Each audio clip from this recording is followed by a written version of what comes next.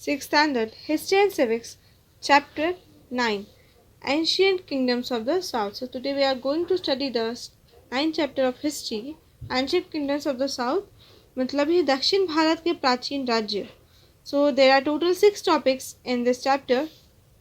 First topic is the Cher Pandya और चोल राजवंश, मतलब ये डायनेस्टिक्स.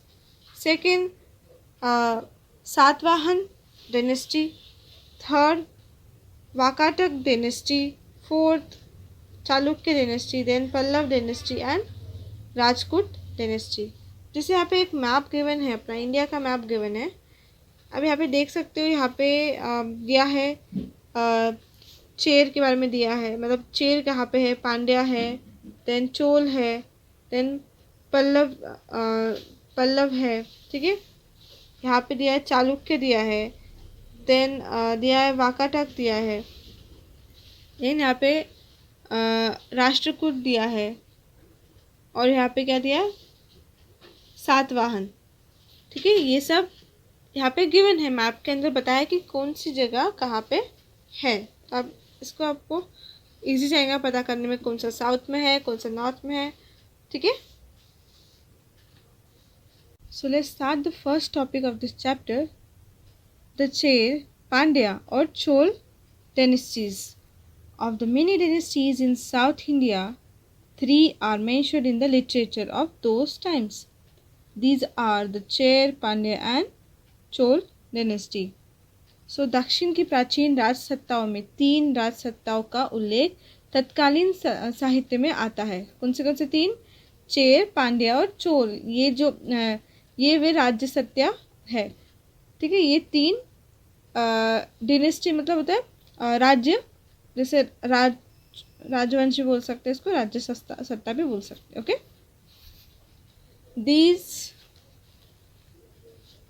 these dynasties were in power around the 4th century BC or even before that. They find mention in the Ramayana and Mahabharata epics.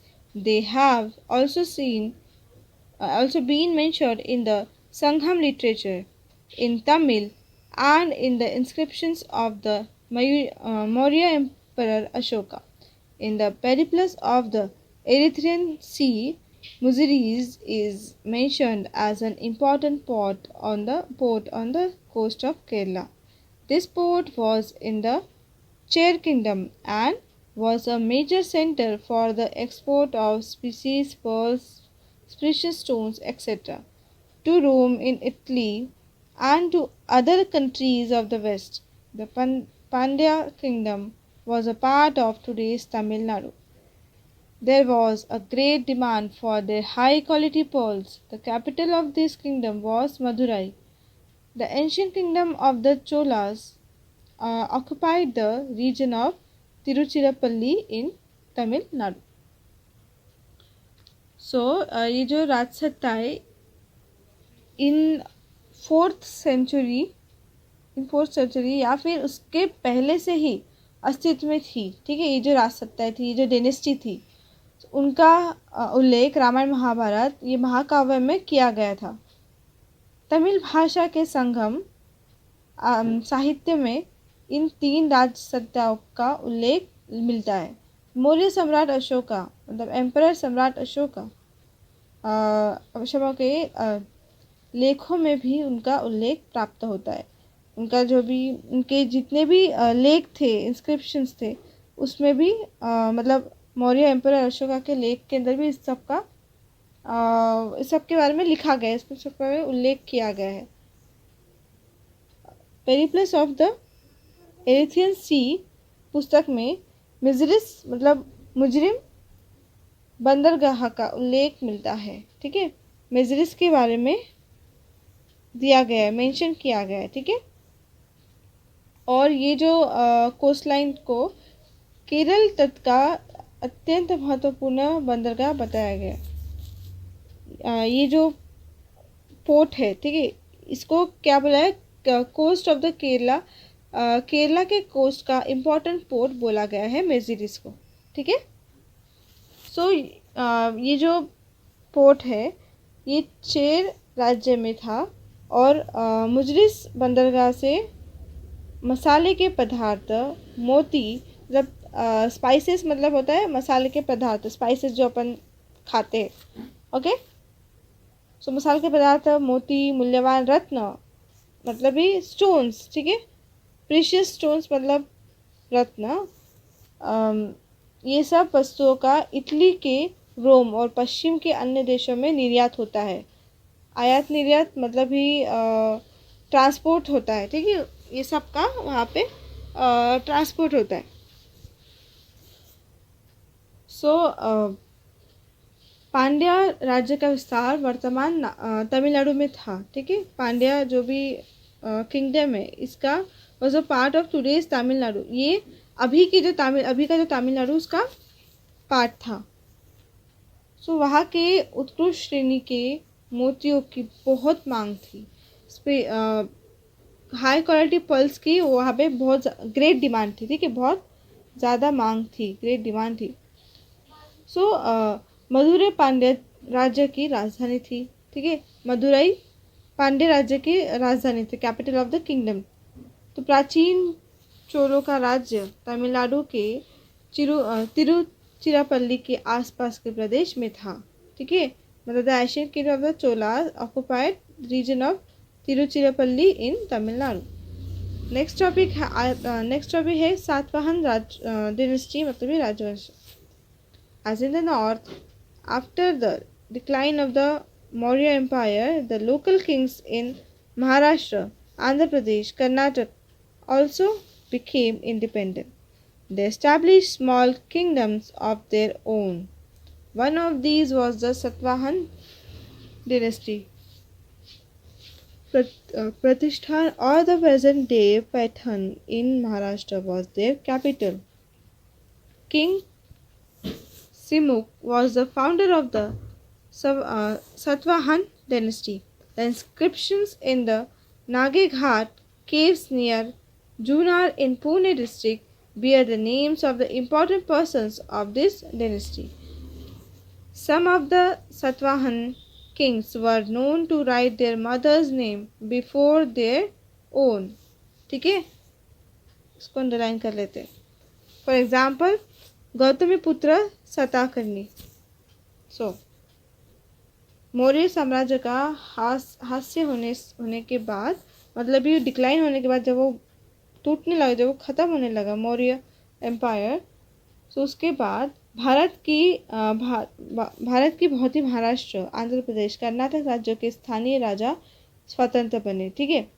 फिर जितने भी थे states, Maharashtra, Andhra Pradesh, ये सब के जो भी राजा थे वो इंडिपेंडेंट हो गए, ठीक है, दे बिकम इंडिपेंडेंट। सो उन्होंने छोटे छोटे राज्य स्थापित किए थे, स्मॉल स्मॉल किंगडम्स उन्होंने इस्टेब्लिश करवाया, और उनमें से एक सातवाहन राजवंश था। जो ने स्मॉल स्मॉल किंगडम्स उन्होंने इस्टेब्लिश किया, स्थापित किया, उसमें से एक था सातवाहन किंगडम। प्रतिष्ठान मतलब ही पैठन उनकी राजधानी थी, ठीक है। What is the capital of that kingdom is Paithan के प्रतिष्ठान। सो राजा सिमुक सातवाहन राजवंश का संस्थापक था, ठीक है। Simuka he was the founder of the Satavahana dynasty, मतलब संस्थापक था। सो पुणे जिले के जूनर के पास में नाने घाट की गुफाएं हैं। सो इस गुफाओं में उकेरे गए लेखों में एक राजवंश के महत्वपूर्ण व्यक्तियों के नाम हैं, ठीक है। उकेरे गए हुए लेखों के अंदर, ठीक है, व्यक्तियों के नाम है, महत्वपूर्ण व्यक्तियों के। सो कुछ सातवाहन राजा अपने नाम से पहले माता का नाम लगाते थे। सो कुछ लोग ऐसे थे, कुछ सातवाहन किंग्स ऐसे थे जो कि अपने नाम के आगे अपने मम्मी का नाम, अपने मदर का नाम लगाते थे, ठीक है। जैसे गौतमीपुत्र सातकर्मी, जैसे उन्होंने अपने माँ का नाम लगाया अपने नाम के पहले, okay. Of the Satavahana Kings, Gautamiputra Satkarni is particularly well known. A stone inscription in a cave at Nashik describes his deeds of valor. He had defeated the Shaka king Nahapana. He is described as Trisamudra Toyapit Vahan. तो सातवाहन राजवंश में गौतमीपुत्र सातकर्णी राजा विशेष ख्याति प्राप्त है, ठीक है, particularly well known, ये मतलब सब इनको जानते थे। सो उसके पराक्रम का वर्णन नासिक की गुफाओं में उकेरे हुए लेखों में किया गया है। जो नासिक की गुफाएं हैं, केव्स है, उसमें एक उकेरे गए लेखों में किया गया है उनका पराक्रम, ठीक है, उन्होंने क्या क्या किया। सो उसने शक राजा नहपाल को पराजित किया था, ठीक है, ही हैड डिफीटेड द शक किंग, शक राजा को उन्होंने क्या किया, पराजित किया, मतलब ही हराया था। सो नासिक के लेख में गौतमीपुत्र का उल्लेख त्रिसमुद्र पीतवाहन, ठीक है, त्रिमुद्र तोया पीतवाहन, ऐसा उसमें क्या किया गया, डिस्क्राइब किया गया लेख में, ठीक है, गौतमीपुत्र का उल्लेख किया है। तोया मीन्स वाटर। अब देखो हर एक वर्ड का इसमें मीनिंग बता रहे, ठीक है, कि यहाँ पे कैसे अलग अलग वर्ड्स उन्होंने क्या किया, एक पूरे नाम को डैश डैश करके बताया। सो अभी तोया मीन्स वाटर होता है। The title means one whose horses have drunk the water of 3 seas. The 3 seas are the Arabian Sea, the Bay of Bengal, and the Indian Ocean. During his region, the empire of the Satvahans extended from the river Narmada in the north to the Tungabhadra river in the south. So तोय का मतलब क्या होता है, water, मतलब ही पानी, जल, ठीक है, और घोड़े राजा के वाहन हैं। ऊपरी पदवी का अर्थ यह होता है कि जिसके घोड़ों ने तीनों समुद्र का पानी पिया है, ठीक है। ऊपरी पदवी का अर्थ क्या होता है, मतलब ही द टाइटल मीन्स, जो टाइटल दिया गया है, so one whose horses have drunk the water of 3 seas, 3 नदियों का पानी पिया हुआ घोड़ा, हॉर्स, ठीक है।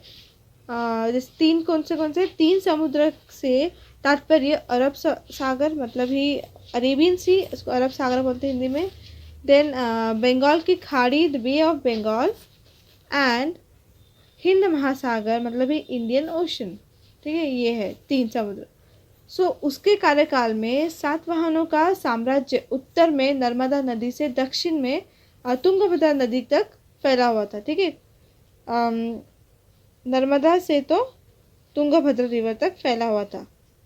द फेमस पोएटिक वर्क गाथा Saptashati in Maharashtra of Prakrit language was composed by the Satvahan king Hala. This work provides information about the life of the people during the Satvahan period.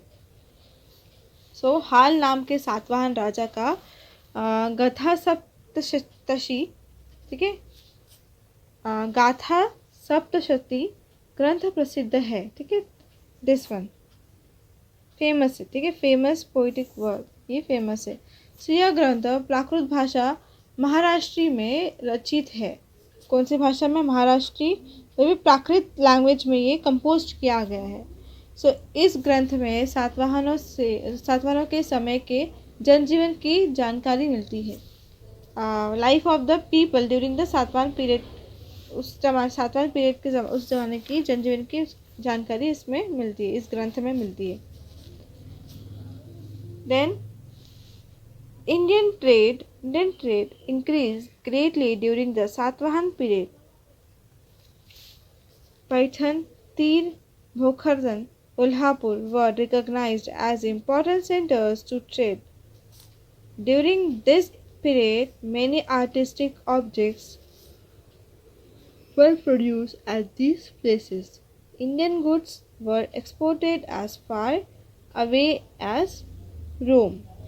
सो सातवाहन कालखंड में भारत के व्यापार में बहुत वृद्धि हुई, मतलब इंक्रीज हुआ, उनका जो ट्रेड था, व्यापार था, इंडियन ट्रेड में बहुत ज़्यादा इंक्रीजमेंट आई। सो महाराष्ट्र के पैठन, तेर, भोकरदन, कोल्हापुर को व्यापारिक केंद्र के रूप में विशेष महत्व प्राप्त हुआ। सो इस कालखंड में वहाँ असंख्य कला वस्तुओं का उत्पादन होने लगा, बहुत सारे आर्टिस्टिक ऑब्जेक्ट्स और मतलब ये सब प्रोड्यूस होने लगे वहाँ पे, ठीक है, दिस प्लेसेस में।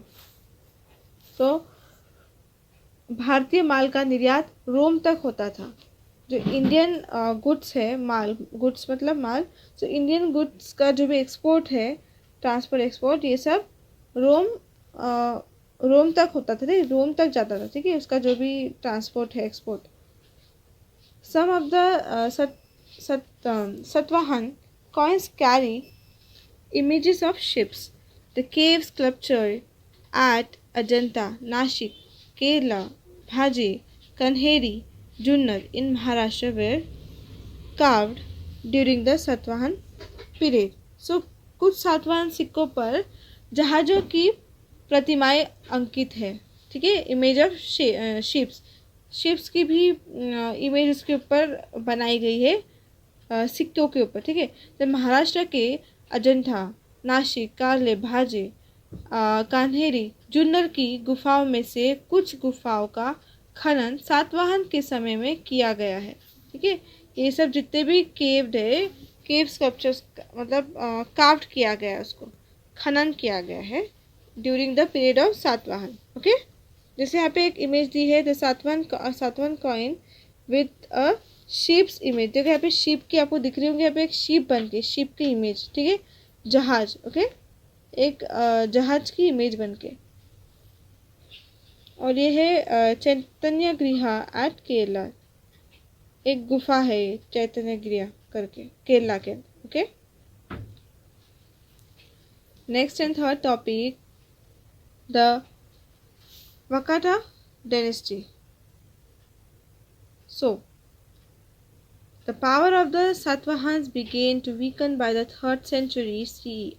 Among the dynasties that emerged after that, the Vakata was a powerful dynasty. It was founded by the king Vidyashakti. He was succeeded by Pravarsan I first. After his death,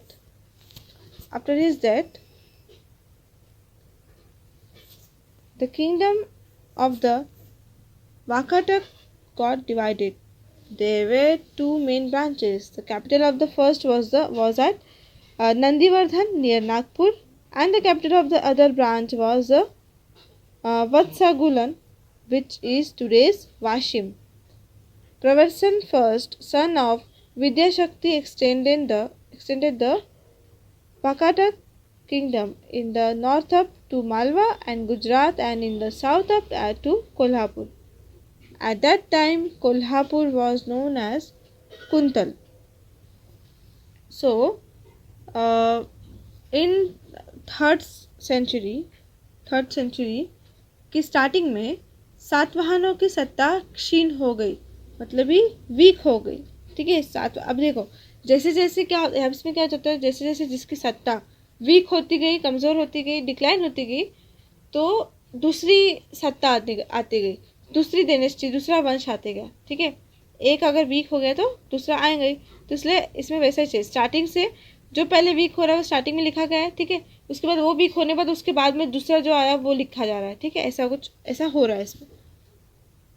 सो सातवाहनों के बाद जिन सत्ताओं का उदय हुआ उनमें वाकाटक सामर्थ्यशाली राजवंश था, ठीक है। अभी देखो उसके बाद में और कुछ बहुत सारे पावरफुल डायनेस्टी का बहुत सारे डायनेस्टी आई उसके बाद भी, सातवाहन के बाद, पर उनमें से जो पावरफुल थी वो ज़्यादा चली, ठीक है। उसका क्या हुआ, उदय हुआ जो पावरफुल थी। सो वाकाटक राजवंश के संस्थापक का नाम था विद्याशक्ति, ठीक है। सो विद्याशक्ति के बाद प्रवरसेन प्रथम राजा था। कौन? प्रवरसेन फर्स्ट, ये फर्स्ट राजा था। प्रवरसेन के बाद फिर वाकाटक का राज्य बांट गया, मतलब ही उन्हें बांट दिया गया। इसके बाद आफ्टर हिज डेथ, इसके डेथ के बाद the kingdom of the Vakatas got divide कर दिया गया। उनमें 2 शाखाएं प्रमुख थी, उसमें 2 ब्रांचेस मेन थी, ठीक है। कौन सी थी? प्रथम शाखा की राजधानी नंदीवर्धन जो कि नागपुर के पास थी, ठीक है, नियर नागपुर।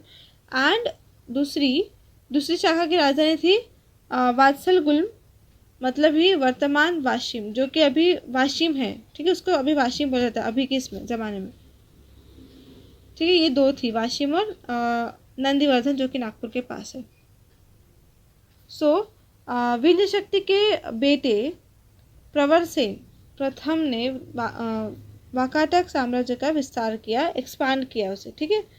फर्स्ट उनका जो बेटा था उन्होंने सो उसके कार्यकाल में वाकाटोका का साम्राज्य उत्तर में मालवा और गुजरात प्रदेश से लेकर दक्षिण में कोल्हापुर तक फैला हुआ था, ठीक है। मालवा नॉर्थ साइड में मालवा और गुजरात से लेकर तो कोल्हापुर तक फैला हुआ था। उस समय कोल्हापुर का नाम था कुंतल। उस समय क्या नाम था कोल्हापुर का? Kuntal. So we have read that the Gupta emperor Chandragupta second had married his daughter Prabhavati to Rudrasen II, the Vakata king. Varhadev, Varhadev, a minister of the Vakataka king, Harishen, was a follower of Buddhism. Cave number 16 at Ajanta was dug at his instance. Some other caves at Ajanta were dug and beautified with paintings during Harishena's reign. The Vakata king Pravarsan II composed Setubandh in Maharashtri Prakrit language. Similarly, Kalidasa's Meghadoot also belonged to this period. हाँ, तो अभी गुप्त सम्राट Chandragupta second की बेटी प्रभावती का विवाह मतलब शादी वाकाटक राजा रुद्रसेन से हुआ था।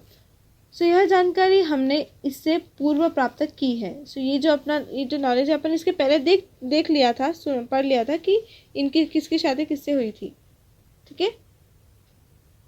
सो वाकाटक राजा हरिसेना का वरहादेव नामक मंत्री था, ठीक है। हरिसेना का वरहादेव नामक एक मिनिस्टर था, मंत्री था। वह बौद्ध धर्म का अनुयायी था, वो बौद्ध धर्म को फॉलो करता था। अजंता गुफाओं में 16 क्रमांक की गुफा, ठीक है, 16 नंबर की जो भी गुफा थी उसका गुफा का खनन उसने करवाया था। 16 नंबर की गुफा का जो भी खनन है, डग मतलब खोदने, 16 नंबर की गुफा को खोदने उसने लगाया था। और अजिंठा की अन्य कुछ गुफाओं में खुदाई तथा उन गुफाओं के चित्रों से सुभूषित करने का कार्य हरिसेन के कार्यकाल में हुआ। सो उसको ब्यूटीफुल बनाना, उसे पेंटिंग वगैरह करना, ये सब हरिसेन के टाइम पे उसके रहते हुए कार्यकाल में हुआ। और वाकाटक राजा प्रवरसेन सेकंड ने प्राकृत भाषा महाराष्ट्री में सेतुबंध ग्रंथ की रचना की, ठीक है। महाराष्ट्र की भाषा में सेतुबंध, ठीक है, सेतुबंध नाम की एक ग्रंथ का रचना की बनाया। सो इसी भांति कालिदास द्वारा रचित मेघदूत काव्य की इसी कालखंड की रचना है। तो इसी पीरियड में मेघदूत नाम का भी एक ग्रंथ ये इसमें रचा गया था, ये कालखंड में, ठीक है। जैसे यहाँ पे एक इमेज दी है, अ केव एट अजंता। आपने अजंता एलोरा का नाम सुना ही होगा। सो यहाँ पे वही गुफा के बारे में दी है, यहाँ पे इमेज है एक अजंता की गुफा। और यहाँ पे बोधिसत्वा पद्मावतपनी, इनके बारे में एक इमेज है अजंता की, ठीक है। ये वहाँ के जो भी वॉल्स है उस पर ये ऐसी इमेज बना के है। सो फोर्थ टॉपिक अपन पढ़ेंगे, the Chalukya dynasty. Chalukya dynasty in Karnataka was a powerful one. The kingdoms of Kadamba, Kalachuri had become powerful after the decline of the Vakatakas. But the Chalukya kings established their dominance over all of them. Pulakeshi first established the rule of the Chalukya dynasty in the 6th century CE. His capital was Badami, which was earlier called Vatapi. The Chalukya king Pulakeshi II had successfully repulsed Emperor Harshvardhan's invasion. The famous temples of Badami, Aihole, and Pattadakal were built during the Chalukya period. So, Karnataka के चालुक्य राजवंश Chalukya dynasty की सत्ता बलशाली थी, powerful थी, ठीक है। सो वाकाटकों के बाद प्रबल हुई राजसत्ताओं में कदम, करचुली, ये सब सत्ताओं का समावेश था, ठीक है। कदम और करचुली का ये सब के अंदर उसमें इन्वॉल्वमेंट था। पर इन सभी पर चालुक्य राजों ने वर्चस्व प्रस्थापित किया। इन सभी मतलब डोमिनेंस दिखाया इन सभी पे। चाणक्य किंग ने चालुक्य किंग ने अपना डोमिनेंस दिखाया इन सभी पर। इन 6th सेंचुरी में पुलकेशिन फर्स्ट ने चालुक्य राजवंश की स्थापना की, ठीक है। पुलकेशी फर्स्ट ने चालुक्य राजवंश की क्या की स्थापना की, फाउंडेशन खड़ा किया खुद का। देन कर्नाटक में बादामी उसकी राजधानी, ठीक है। दिस वन इज राजधानी ऑफ कर्नाटक। बादामी का प्राचीन नाम वातापी था, ठीक है। बादामी का जो नाम था अर्लियर, इसके पहले में उसको वातापी बोलते थे। चालुक्य राजा पुलकेशिन सेकंड ने सम्राट हर्षवर्धन के आक्रमण को विफल बनाया था और बादामी, ऐहोले, पट्टदकल में प्रसिद्ध मंदिरों का निर्माण चालुक्य राजों के कार्यकाल में किया गया था। ये सब जितने भी मंदिर से, ये सब मंदिर के नाम है, ओके। फेमस टेम्पल्स एट ये सब ये यहाँ पे जितने मंदिर से चालुक्य पीरियड में उसका बिल्ड किया गया था, उसको बनाया गया था, ठीक है। यहाँ पे टेम्पल ऑफ पट्टदकल के बारे में एक इमेज दी है, ठीक है। ये ऐसा था वहाँ का मंदिर पट्टदकल का। अभी नेक्स्ट टॉपिक अपन पढ़ते हैं, the Pallav dynasty. The Pallav were also a powerful dynasty in South India. Pallava राजसत्ता दक्षिण भारत की एक सशक्त राजसत्ता थी, मतलब ये एक पावरफुल डायनेस्टी थी साउथ इंडिया की। कांचीपुरम इन Tamil Nadu was their capital. Mahendra Varman was an able Pallav ruler. He expanded the Pallav kingdom. He was also a playwright. His son Narasimhavarma repulsed the attack on his kingdom by the Chalukya king Pulakeshi II. The famous Ratha temples of Mahabalipuram were sculpted during his region.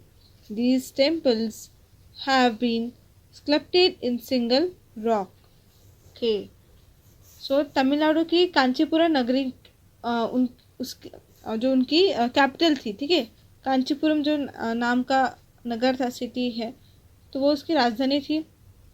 और महेंद्र वर्मन का पराक्रमी पल्लव राजा था, ठीक है। महेंद्र वर्मन का मतलब उसके जैसा ताकतवर पल्लव राजा था। तो उसने पल्लव राज्य का विस्तार किया, उसको बढ़ाया, एक्सपांड किया, और वह स्वयं नाटककार था। एक प्लेराइट मतलब होता है नाटककार, वह खुद एक नाटककार था। और महेंद्र वर्मन के बेटे नरसिंह वर्मन ने चालुक्य राजा पुलकेशी सेकंड के आक्रमण को विफल कर दिया था, ठीक है। तो उसका जो बेटा था महेंद्र वर्मन का, उसका जो बेटा था नरसिंह वर्मन, ठीक है। तो इसने क्या किया, जो चाणक्य किंग ने जो भी अटैक वगैरह किया था उसको क्या किया, विफल कर दिया, उसको हरा दिया, उसके जो अटैक था उसको हरा दिया। उसके कार्यकाल में महाबलीपुरम में प्रसिद्ध रथ मंदिरों की खुदाई की गई और ये रथ मंदिर अखंड पत्थर में खोदे गए हैं। ये जो this temples have been sculpted in single rock, एक ही रॉक से मतलब इसको क्या किया गया है, खोदे गए, एक ही पत्थर से रथ मंदिर को क्या किया, खोदा गया है, sculpted. Okay, the Pallav had a powerful and well-equipped navy. During this period, India came in close contact with the countries of Southeast Asia. Internal and foreign trade flourished.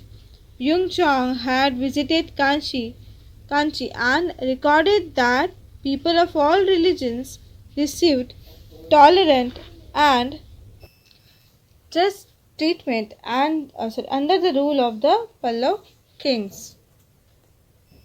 Pallav राजाओं को जल सेना शक्तिशाली और सुसज्जित थी। ठीक है, क्या थी, वेल इक्विप्ड नेवी थी, उनकी जो भी सेना थी वो पावरफुल भी थी और वेल इक्विप्ड भी थी। उनके कार्यकाल में भारत का दक्षिण पूर्व एशियाई देशों के साथ निकट के संबंध स्थापित हुए। देश का भीतरी और बाहरी व्यापार समृद्ध हुआ। जो भी उनका आउटसाइड और इनसाइड जो भी ट्रेड था, व्यापार था, वो सब क्या हुआ और अच्छा हुआ, फ्लरिश्ड हो गया। ठीक है, इंटरनल एंड फॉरेन व्यापार। और युआन शॉन्ग कांची में आया था। ठीक है, युआन शॉन्ग कहाँ आया था, कांची में आया था। और उसने कहा है, उसने वो क्या कहा है, उसने कहा है कि पल्लव राजाओं के राज्य में सभी धर्मों के लोगों के साथ सहिष्णुता और न्याय का व्यवहार किया जाता है। ठीक है, पल्लव राजाओं के राज्य में जब पल्लव राजाओं का जब राज्य चल रहा था, ठीक है, पल्लव किंग्स के इसमें सभी को कैसे ऑल रिलीजन सभी को सेम टॉलरेट किया जाता है और सभी को एक अच्छा ट्रीटमेंट दिया जाता है। ठीक है, न्याय का व्यवहार अच्छे से होता है उनके इसमें। अभी next and last topic of this chapter, the Rashtrakuta dynasty. At the height of their power, the dominion of the Rashtrakut dynasty extended from the Vindhya mountains up to Kanyakumari in the south. Their power was first established in Maharashtra by King Dantidurga. Krishna Raja I had the famous Kailash temple carved at Ellora. Rashtrakuta राजवंश के संपन्न कालखंड में, पूरे उनके period में, कालखंड में उनकी सत्ता विंध्य पर्वत से लेकर, मतलब विंध्य माउंटेन से लेकर दक्षिण में कन्याकुमारी तक फैली हुई थी। विंध्य माउंटेन से तो साउथ के कन्याकुमारी तक उनकी जो भी ये थी सत्ता थी, वो क्या फैली हुई थी। दंतीदुर्ग राजा ने राष्ट्रकूटों की सत्ता पहले महाराष्ट्र में स्थापित की एंड राजा कृष्ण फर्स्ट ने वेरुल मतलब एलोरा, उसको हिंदी में वेरुल भी बोलते हैं एलोरा को। ठीक है, एलोरा के प्रख्यात कैलाश मंदिर की खुदाई करवाई उस राजा कृष्णा फर्स्ट ने। ठीक है, राजा फर्स्ट ने।